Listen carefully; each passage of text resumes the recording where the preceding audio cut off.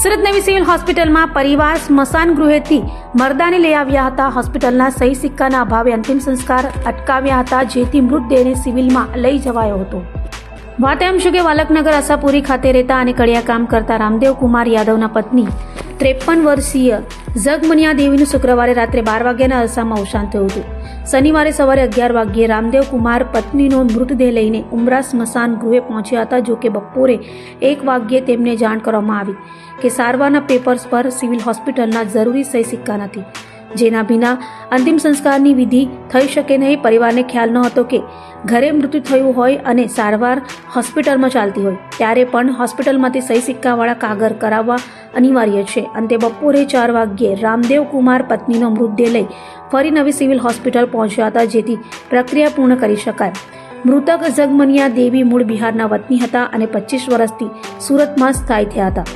તેમના લગ્નની પૃષ્ઠભૂમિ પણ લાગણીસભર છે. જગમનિયા દેવી રામદેવના મોટા ભાઈના પત્ની હતા, પરંતુ ભાઈના અવસાન બાદ રામદેવે તેમને અપનાવી લગ્ન કર્યા હતા. તેમને સંતાનમાં 2 પુત્રો અને 1 પુત્રી છે. તો રામદેવ કુમારે જણાવ્યું હતું કે મારી પત્નીને હાથ પગમાં સોજા આવતા 10 દિવસ પહેલા સિવિલમાં દાખલ કરી હતી. ગયા શનિવારે રજા આપી હતી, પણ ફરી તબિયત બગડતા ઘરે જ મૃત્યુ થયું. અમને એમ કે હોસ્પિટલના જૂના કાગળ ચાલશે, એટલે અમે સીધા સ્મશાન ગયા હતા, પણ ત્યાં ડોક્ટરે સહી સિક્કા માંગતા અમે ફરી હોસ્પિટલ આવ્યા હતા. और सिविल में लेके आए थे, वो सूजन वूजन था, तो पेट का जो उधर उधर सब सूजन था, वो सूजन सही हो गया था. तो फिर अचानक में 6-7 दिन हो गया, यहाँ से किए डिस्चार्ज कर दिए थे, तो साइन नहीं किए थे. साइन नहीं किए तो हमसे भी साइन नहीं लिए थे, बोले कि जाओ कोई दिक्कत नहीं है. फिर वहाँ से लेके चले गए. 6-7 दिन हो गया अभी.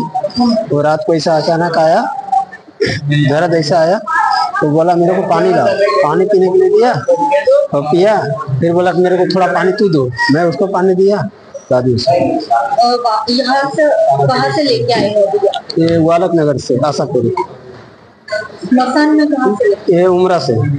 क्या बोला वहाँ? वो बोल रहा है कि वो अति साइन पेपर लेके आओ या इस्तीफा में अति मारा के आओ, तो इसका बाद जलाने दूंगा. तो नहीं. कितने साल के?